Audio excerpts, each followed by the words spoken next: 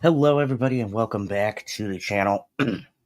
I've been a little under the weather, if you couldn't tell by my voice. I am only on now because I'm able to somewhat talk a little bit. Um, so yeah, it's been a week, but I am on here to talk about because I got a chance to view a little bit ahead of the time the brand new 28 years later. And first thing is first. Oh, hello there. Good to see you. First things first, 28 days later, or 28 years later, if you guys know from my reviews, wasn't in my top 10. Oh no, I'm gonna be fine by the time we get over. Um, just rest and soup. Anyways, but 28 years later for me was not the best horror movie. The cinematography was great. Of course, I love Alex Garland and Danny Boyle. I said in my initial review of the movie that I could not accurately judge how I felt about this movie because this is a trilogy. And nowhere better does this come across than when you watch this movie. It's so we have the Strangers chapter 1, 2, and 3, for example, of how you do a trilogy terribly. They don't interconnect with anything. They don't feel connected. Whereas 28 years later and 28 years later, Bone Temple feel like a ongoing story that is cut into three sections. Um, Now, for everybody who doesn't know, I did a compare and contrast video. You guys can watch it. One of my favorite movies of all time is The Candyman. I hated Nia DaCosta's reimagining, retelling of Candyman. Nothing personal against her. I gave credit where to the movie where credit was due. The gore effects were great. Her sensibilities and the cinematography she uses when she shoots is amazing, but her storytelling was not my cup of tea. Also fucking hated the Marvels, which I don't blame Nia DaCosta for. I That was just 16 different writers she directed. So I don't think I've seen anything with her written and directed, but this story isn't written by her. This part is written by Danny Boyle. So any flaws I might have in the story don't go or don't fall onto Nia DaCosta's shoulders. Her big thing is how is she directing this, and this movie is fucking spectacular. I like the fact that we're using a lot less shaky shots. Now, here's my issue, and I think a lot of people said this. I don't mind the way that 28 Days Later has kind of it's separated itself with this unique style of these creatures running at you. The camera is very frantic, so you get the nervous feeling of all of these creatures running at you. That's kind of its thing. But in the first movie, 28 years later, they used camera phones and GoPros and things like that and aerial drone shots, and it was too much.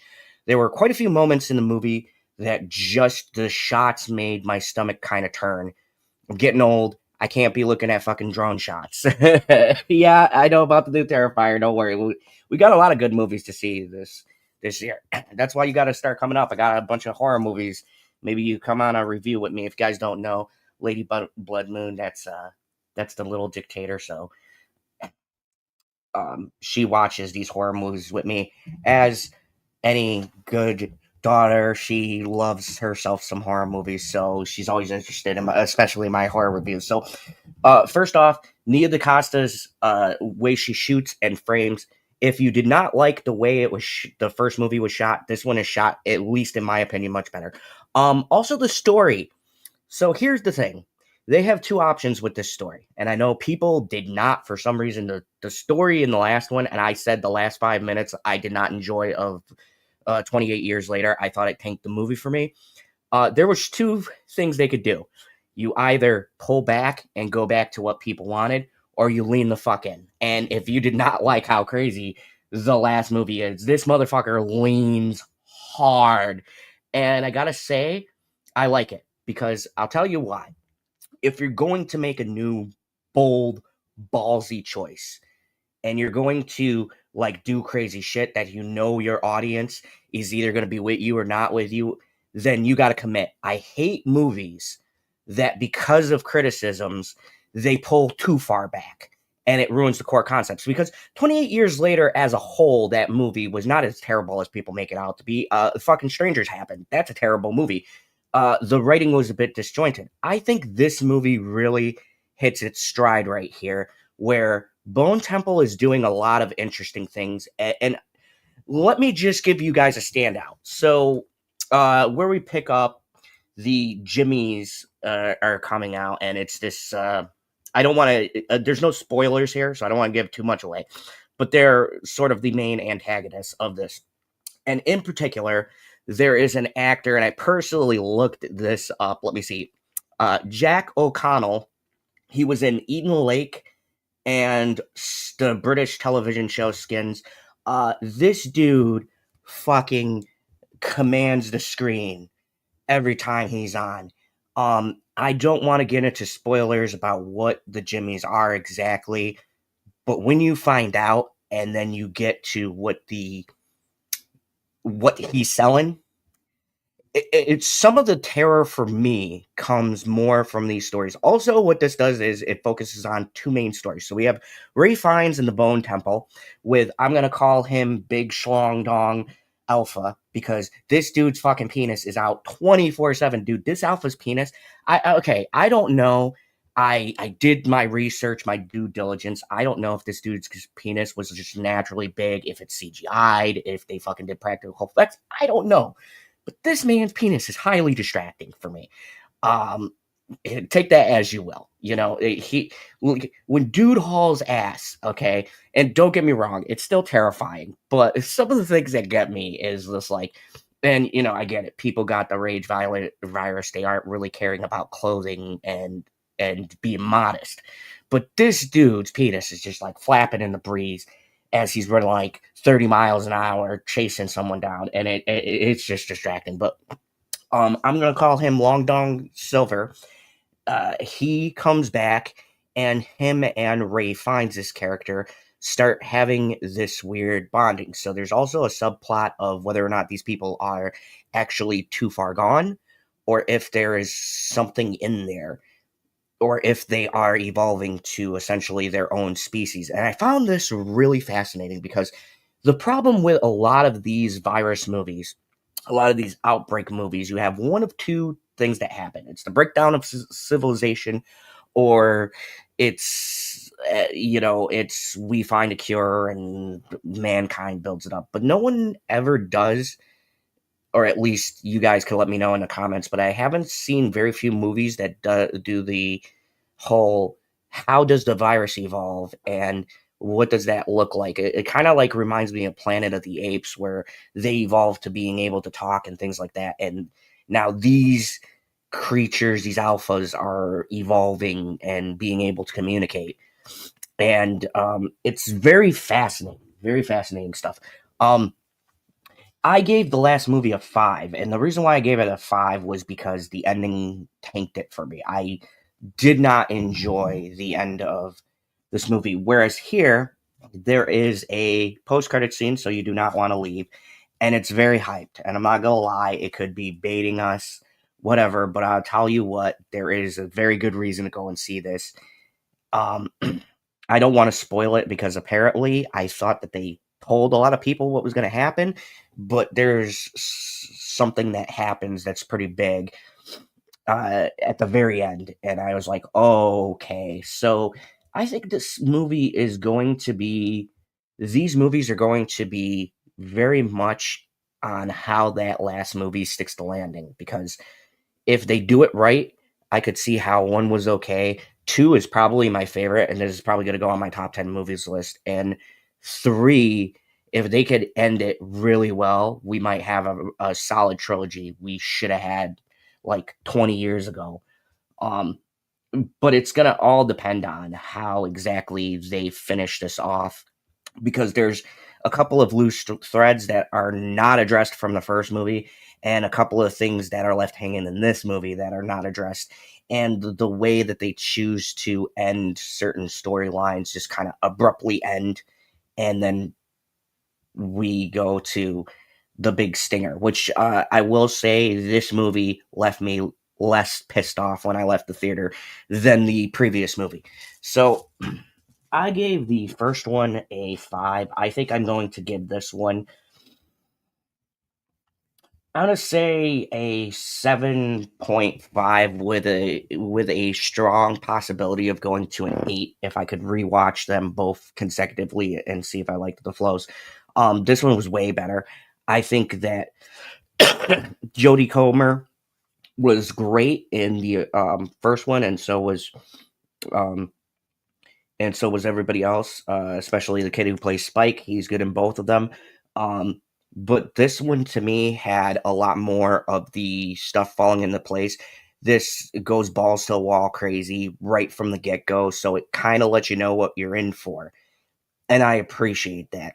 But I'll tell you what, January has not been disappointing. Primate, which I'll have a review up, was fucking great. Just a nice little animal attack movie. We Bury the Dead, which nobody is talking about, was really good, and I'm gonna have a review on that. And now, 28 years later, Bone Temple, like January's coming out swinging. Normally, this is the shittiest movie month, but they've had some bangers out. Great shows that have coming out, some really good movies. And if this is the start from January, I've seen what's coming out February, and even in October we got Terrifier 4 coming out. Like this year is gonna be quite the journey for my horror list. I have no clue who's gonna rank where. Like there's so many good movies, just so many. DC's got 3 things coming out. Marvel's got like 2 bangers, I think, that are gonna be big hits. um, it's 2026 does not look like how I felt with 2025. I believe our January movie for 2025 was fucking Night Swim, which was terrible. And yeah, and we started off with Primate and 28 years later Bone Temple. I think they're both really good to get a baseline. But yeah, I'm seeing this on my top 10 list. If it cracks into 8 after I watch the 2 movies together, I could easily see myself putting it on lower in my top 10 horror list. You know, we got some bangers that are going to be coming out. Hokum, which I'm looking forward to, and Eggers is Wolves is coming out. The Mummy. So, oh yes, I know. We'll watch the new Conjuring. But anyways, thank you everybody for watching. I just wanted to give you guys a quick little uh synopsis of 28 years later Bone Temple. Yeah, go check this one out, man. I gotta say, it was a big step up for me. I think that they really it's one of those movies that if you did not like what they did the first movie, you're probably not gonna like this one. They cranked that shit up to 11. But my thing is, I'm willing to forgive if you're gonna lean into it, and they lean into the premise. They also cut storylines and focused a little bit more on the 2 stories I actually gave a fuck about. So Rupert Fiennes is just amazing in this, and of course, Jack O'Connell. Like I'm gonna be looking out for this guy. Jack O'Connell is one of the scariest fucking villains I've seen in years. There's a part in this movie that honestly chilled me to the bone. You guys will know, but I'll kind of give you a setup for when to expect. There's a part where basically the Jimmies are raiding people's houses, and they go into this house, and things very quickly escalate. And I'll just leave you there, but it's very chilling stuff. It's probably scarier than any of the Rage Monster stuff, and I think that's what this movie's trying to hit a balance on, is that what people are doing, where the monsters are now becoming more humans, but humans are becoming the monsters. You know, it's a tell as old as time. You know, man is becoming the monster, and you know how far are we willing to go, all that jazz. But yeah, it's a great movie. Go check it out. 28 years later, Bone Temple. I give it an you know what? Fuck it. I'm gonna give it an 8 out of 10. I honestly, like, my initial, just my gut feeling, 8 out of 10. I really love this. Um, I definitely think this is going to be on my top 10 list. There's just so much stuff coming out. I don't think it'll be in my top 5, but it's definitely going to be on the list somewhere. And thank you for watching the channel.